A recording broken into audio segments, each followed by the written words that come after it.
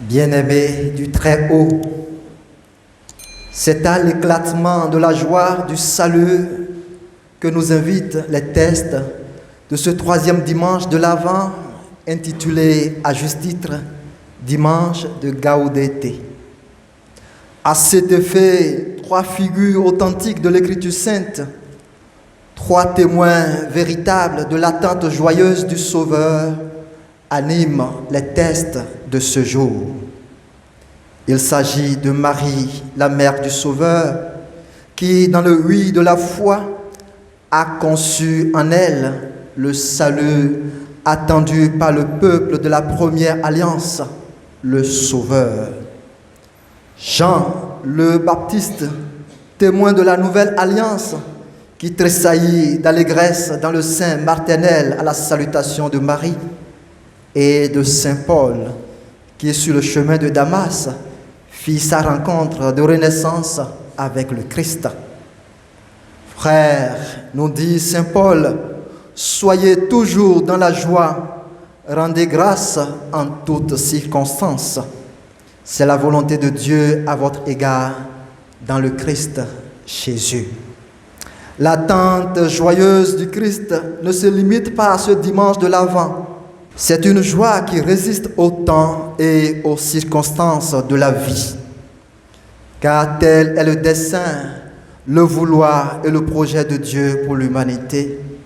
Un projet centré sur le Christ et rendu possible et concret en lui.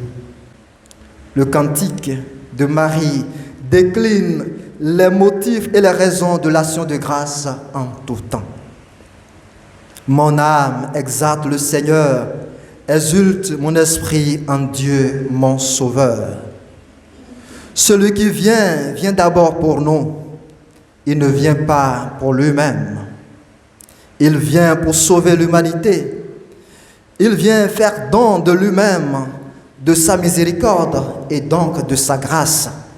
Sa miséricorde s'étend d'âge en âge sur ceux qui le craignent. Il vient relever l'homme déchu en prenant chair de la femme comblée de grâce à cause de son amour. Il relève Israël, son serviteur, il se souvient de son amour. S'il vient pour tous, le salut qu'il apporte en sa miséricorde est soumis à la liberté de l'accueil de chacun.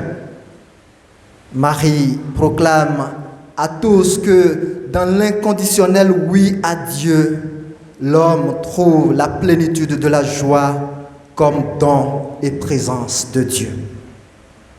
Le puissant fit pourvoir des merveilles, saint est son nom. Jean-Baptiste, de par sa mission charnière entre l'ancienne alliance et la nouvelle, témoin et précurseur du Sauveur, nous dit qu'aucun homme n'est digne de délier la courroie de sa sandale.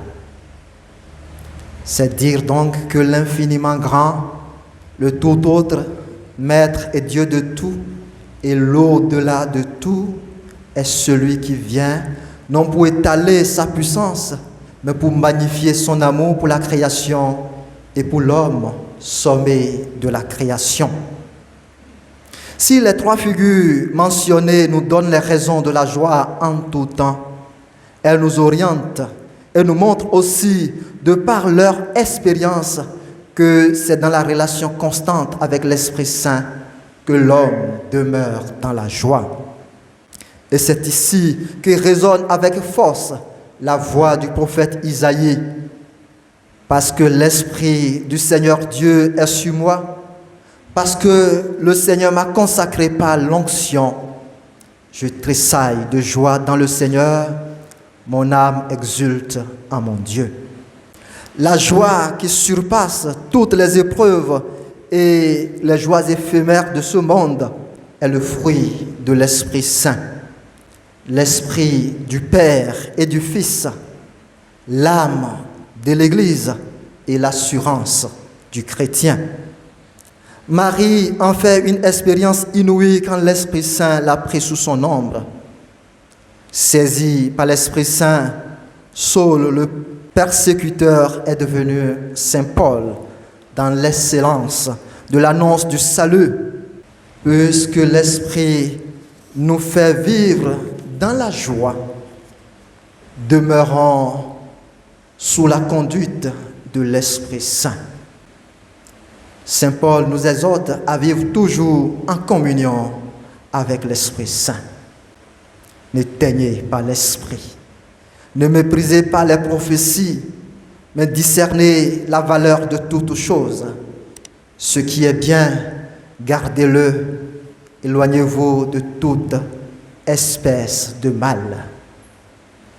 À travers ces mots, Saint Paul nous appelle à laisser l'Esprit nous vivifier, nous embraser en vivant de ses dons. En vérité, sans l'Esprit Saint, Dieu est loin. Le Christ reste dans le passé et l'Évangile est une lettre morte. La joie chrétienne n'est pas une joie sur commande, c'est un mouvement profond du cœur qui résulte de la proximité avec Dieu. C'est pourquoi Saint Jean-Baptiste nous réitère le propos d'Isaïe: redressez le chemin du Seigneur. Qu'avons-nous qui nous sépare de Dieu? Qu'est-ce qui nous coupe de la grâce divine? De quoi sommes-nous prisonniers? Le Seigneur vient guérir les cœurs brisés. Il vient délivrer l'homme happé par le péché des chaînes d'aliénation, des liens d'esclavage. Mais comment me sauvera-t-il si je ne reconnais le mur qui me sépare de lui? Le manteau de salut dont il m'a revêtu, qu'est-il devenu là-bas dans le vaste champ de ce monde? Prenons garde de passer à côté de celui qui vient en préférant la routine à la rencontre. Chrétien, il vient le Christ de Jésus et tu as le devoir de l'accueillir.